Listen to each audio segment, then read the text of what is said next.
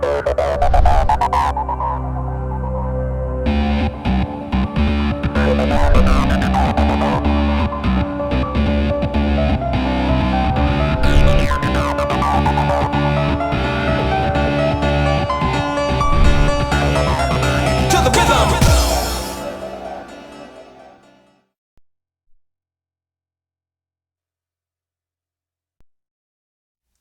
YouTube Nation, today we're going to be taking a look at how to run the football in NCAA 14 and some of the things to look for when making a scheme as far as what you want to utilize as far as your audibles. Now, one of the things that us Gibbs and Z-Files are very adamant about is a three-headed rushing attack, the ability to run the ball right, left, and down the middle. And one of the things that I think best embodies that is the I-form normal from the the Virginia Tech playbook here. Now, we're going to go to our audibles here, and we're going to set the I-form normal running back stretch as our right bumper or right stick audible, or excuse me, R1 audible. And then we're also going to set an I-form normal. We're going to set a nice. One thing I like about this is it also has the counter, the HB counter weak. And the cool part about this is we could come out, and if we were coming out in like a base formation or something. So we'll try to show you here. I think we got to delay a game or something. I don't know what this is. Again. But anyways, what the theory of this type of a running attack is, in my opinion, really good. And one thing I want to talk about is you can come out in any play, but just imagine yourself coming out in an I-form normal. What you could do is you could come out in the I-form normal, and you could come out in the fullback dive here, and we're just going to come out in just a standard coverage because a lot of people are going to be running dime this year. And you're going to see you can come out and establish this fullback dive. Your run audible down is the halfback ISO, and so you have two different runs to the middle that you can utilize. One is a more of a power run, and one is more of a running back run. So if they're outside like that in a certain situation like there where they have the dime personnel on the field, we can just check down to a quick fullback dive or a quick halfback ISO. And another cool run to come out in from this would be the halfback lead. And the halfback lead utilizes zone blocking, and zone blocking is a very effective way to run the football. That's something that I like to look for when I'm running in these games. And in real life, in general, zone blocking is really an incredible scheme. You see this halfback lead is kind of like an off-guard type of run that you can utilize, and you see there I would kind of lean more to go into the off-tackle in that situation. But the main part I wanted to show you guys today was just a simple concept of what you want to look for when setting up your scheme for Madden 25, NCAA 14, etc., etc. You want to look for plays like this or playbooks like this where you can have a stretch and a counter, because those two together make for a truly dominating running attack. And you see here, we're just kind of showing you some runs here. And once again, guys, the main theory behind these runs, and this is actually something very simple. In every playbook lies a true three-headed rushing attack in the goal line formation. You could come out in NCAA actually has the counter weak, but for Madden terms, you would probably come out in the halfback sting, and then you could audible into your power O here. So every formation has a three-headed rushing attack. You just have to be willing to look deep enough to find it. The ability from the three-headed rushing attack to shorten the game. A lot of people want to be elite players, and they want to beat some of the best players. One of the best ways to do that, in my opinion, is to shorten the game, come down, check down, and run the football, and just kind of establish that you're going to run a ball control type of offense, and you're not going to make a whole lot of mistakes. As far as passing from your three-headed rushing attack, passing is somewhat limited from this. Like I said, it's not necessarily all limited. It's just you're limited in what you can do as far as on an elite level. Like what I would say is some passing attacks are unstoppable in terms of you can't stop every route on this play type of a passing attack, and so you kind of just have to hope that they make a bad read. In the I-form normal, you can't really say that. You could probably lock up everything that I could do from the I-form normal in terms of passing, but when I mix in those quick passes and those quick throws with the I-form normal, halfback stretch and halfback counter weak, and the halfback ISO, it's a truly dominant scheme. And I would recommend, maybe the first drive, just come out in this and just kind of show them, hey, I want to run the football, I want to, take my time. Now let's talk about passing from this formation real quick before we get into the exact reads. I mean, all you want to do with the runs is you want to read where they're strong. So like here they're strong, like you see how both linebackers are on off tackle, they're kind of in a base formation.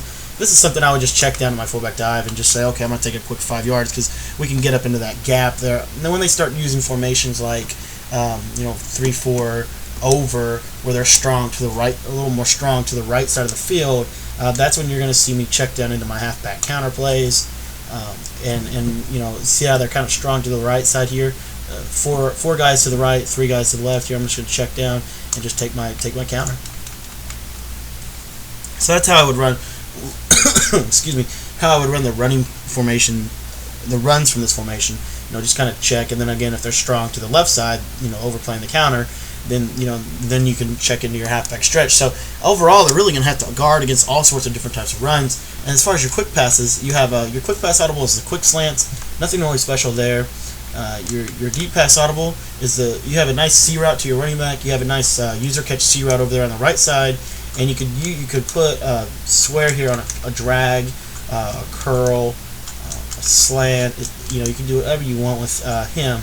I would probably personally put him on a streak, because if they're overplaying, the underneath passing, then we could, potentially burn them over top with the streak, with the seam route. And you could also do some things with your fullback. I will personally probably be blocking my fullback every single time. Let me go ahead and turn off this delay of game here while we're going through this. We're almost done, but I don't like this. I thought I already turned off the delay of game penalty. I did not turn it off.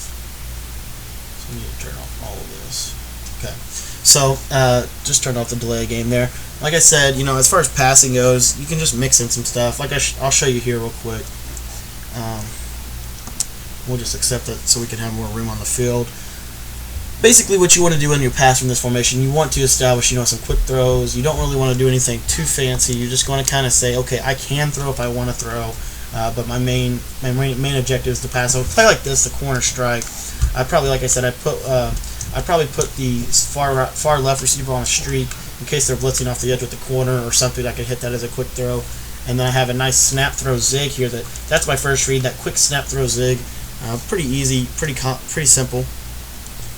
And then what I would read, my second read would be to see if I could user catch that C route on the outside to the right there, and then I would also take a quick glance. I'd basically just look to the side of the streak, and if they're in a disciplined defense like a 2-man under, then I won't throw it. Basically that goes out of my mind as a read. So like here, quick glance at the snap throw. Okay, they got it covered. Okay, that's covered. Then I can go to my C route here and get my user catch game on with that. So that's just a quick concept to use for the passing as far as the I-form normal. You want to have 2 quick reads, and then you want to have a user catch option. And as far as I'm concerned in the I-form normal, that's what makes for a great passing play. Your play action play here, you have a nice corner route and a post route. So what you could do with this is you could certainly run the play action as far as I'm concerned. And then what I would do is I put a square here on a drag, and you want to cancel the play action so you get out of it quicker. And your first read is going to be that quick corner flat combination there. And if they have that guarded, say they have like a yellow or something over there, a lot of times what you're going to see is if they indeed have that side of the field guarded, which means they can't run zone, they're going to have to make an adjustment on that side, because we basically have curl flats. Essentially, when you think about it, that's how the concept works. The flat route is going to hold any flat defenders out, and then the only thing that's really going to stop it is cover to sink. And against cover to sink, what you're going to see here is we can check down to our drag if we want to, and then against coverage D, we can always throw that deep skinny post there. The skinny posts are going to be really effective again this year for beating maximum coverage D, because they get in an area on the field where you just don't really normally would defend. So that's all we have for you guys today. Just a simple video talking about the 3-headed rushing attack, talking about what you want to look for in terms of playbooks and what you want to look for in playbooks as far as choosing your own. And again, guys, the stretch is going to be a great run this year. It was a great run last year, and it will probably be another great concept.